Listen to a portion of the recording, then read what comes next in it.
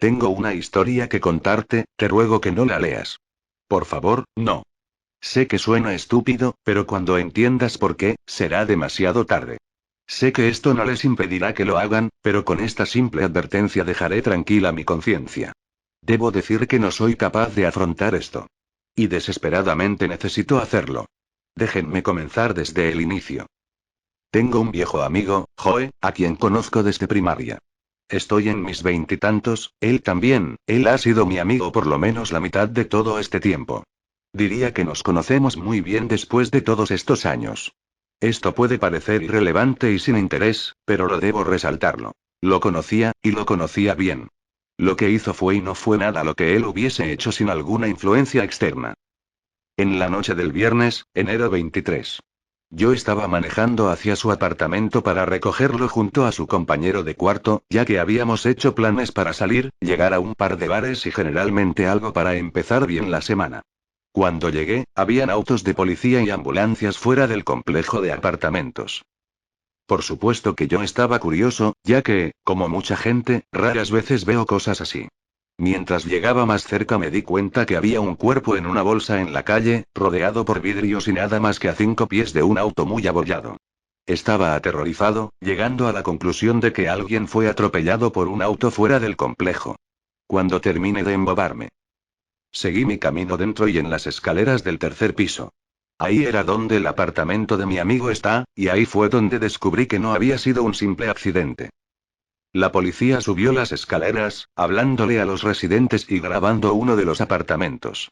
El apartamento de mi amigo. En pánico, le pregunté a uno de los oficiales qué había pasado, por qué el apartamento de mi amigo estaba siendo grabado. Le dije que se suponía que nos reuniríamos para ir a por unas bebidas, y le pregunté si estaban bien. Sonriente Emnan. El oficial me dijo que parecía que Joe había descuartizado a su compañero de cuarto con un cuchillo de cocina para luego tirarse a sí mismo por la placa de cristal con puertas corredizas, hacia la calle. Yo era un fantasma, temblando demasiado apenas podía contestar las simples preguntas que el oficial me hacía tratando de averiguar si conocía a las víctimas. Mi mente no lo podía procesar. Lo conocía. Él nunca hubiese hecho tal atrocidad. No tenía sentido. Retomé mi camino hacia mi auto en silencio, manejé a casa como es obvio en piloto automático. No podía sacar de mi cabeza el shock. Mi esposa me preguntó qué había pasado, y le expliqué. Ella también estaba en shock, pero y ella no lo conocía como yo. Le dije que necesitaba tiempo, y fui a mi habitación. Ella no se interpuso. Perdido, me encontraba en la computadora. No estoy seguro por qué lo hice, pero estaba revisando el email de mi amigo. Sabía las contraseñas que usualmente él usaba, así que era difícilmente un problema para encontrar el correcto. Pensé que tal vez tenía amigos en línea que necesitaba contarles, o quizá encontraría una ventana que me dijese qué causó lo ocurrido. No sé. Si hubiese sabido lo que ahora sé, nunca lo hubiese hecho. Miraba su bandeja de entrada, buscando nombres familiares. Joe, yo, y varios amigos estábamos en contacto, e instantáneamente reconocí varios de esos nombres en los últimos días. Pero el email abierto más recientemente era uno que parecía spam con un archivo adjunto, sin alguna otra información. La curiosidad me ganó, y lo abrí. El archivo era una imagen con el nombre de una serie de números al azar. Era simplemente un hombre, aparentemente a simple vista. Pero mientras más lo miraba, se hacía más perturbante. El hombre solo estaba ahí con una sonrisa, siniestra e inquietante, con ojos distraídos y enfocados a la misma vez.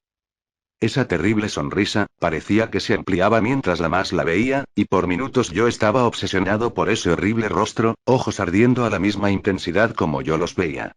Finalmente rasgué mi mirada a otro lado para encontrar alguna otra cosa en el email, una simple palabra.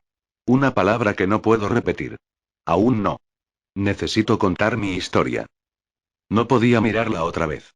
Tuve que cerrarla. Ese rostro seguía viéndome. Lo juro, podía seguir sintiendo su sonrisa. Mientras salía de su correo y sacaba esa horrible cosa de mi cabeza me di cuenta de la hora en que fue recibida, enero 23, 5:35 p.m. Se suponía que nos encontraríamos a las 6. Él vio esto en menos de media hora antes que muera. Durante los siguientes días intenté sacarlo de mi mente. Asistí al funeral de mi amigo. Intenté seguir con mi vida, pero seguía sintiéndolo difícil. Cada vez que cerraba mis ojos sentía que alguien me miraba. En la noche, empecé a tener pesadillas inquietantes. Sonríe. No podía recordar mucho de ellas cuando desperté, pero todas tenían algunos elementos en común. Ese horrible hombre sonriendo, sangre, violencia, muerte. No podía dormir bien. Estaba luchando en el trabajo. Seguía sintiendo que estaba en el borde. Necesitaba saber qué estaba pasando. Era difícil saber realmente dónde comenzar a buscar, todo lo que tenía para seguir era esa imagen y la simple palabra que la acompañaba. Grinning Man es difícilmente una búsqueda descriptiva. Aún Ted Grinning Man o Crusade Grinning Man no era mejor. Todavía, hice lo que pude con mis limitadas opciones. De hecho, encontré una referencia hacia ello, o por lo menos lo creía, en una página dedicada a conspiraciones y cosas paranormales y otras cosas que normalmente tomaría como si fuese una estupidez. Todavía, esto no era normal, y yo estaba dispuesto a abrir mi mente para cualquier explicación, desde que esto parece desafiar lo convencional. Lo que descubrí sobre este Grinning Man fue que era una imagen que parecía circular por las pizarras de imágenes y foros algunos años antes. El artículo decía que la imagen era inofensiva, sino un poco horripilante, cosa que estoy en total desacuerdo con un poco, pero parecía que algo acerca de ella, cuando estaba junto a una palabra que era desconocida, podía activar extremos combates de psicosis. Irritabilidad, pesadillas y alucinaciones. Parecía absolutamente estúpido, un simple texto y píxeles causando daños, y aún estaba sentado ahí, dándome cuenta que estaba experimentando las mismas pesadillas. Irritabilidad y alucinaciones. Y Joe obviamente experimentó psicosis, evidenciado por su súbito asesinato-suicidio. Estaba aturdido. Pensé que tenía que ser una broma, un tipo de bizarro engaño, pero sabía que habían más cosas relacionadas que solo eso. Yo sabía que estaba sintiendo, yo conocía a mi amigo. Esa imagen, y esa palabra y tenía que ser la palabra. Lo que activaba todo. Oh Dios, esto iba a pasarme a mí también. ¿También mataré a mi esposa y luego matarme? Comencé a entrar en pánico, pero mi mente racional pudo ganar. Si solo era paranoia, alucinaciones y eso no podía herirme, ¿verdad? Ellos solo tenían poder si yo se los daba. Decidí acabar con esto, sacarlo de mi mente, racionalizarlo cada vez que lo sentía. Eso sería el fin de todo. Mientras mi cerebro racional me ayudaba durante el día, no me podía proteger de noche. Mis sueños seguían degradándose, terminaban despertándome en medio de la noche, sudor frío y corazón golpeteando. Empecé a tomar pastillas para dormir, aunque me negué a decírselo a mi esposa, después de todo, no quería que ella se preocupase, aunque sé que ella me diría que algo malo me pasaba. Las pastillas no hicieron nada, de hecho parecía que hacían mis sueños más gráficos. Podía recordar todo cuando despertaba. Cada horrible, sangriento detalle. Ese sonriente, inhumano rostro. Descubrí que empecé a caminar dormido.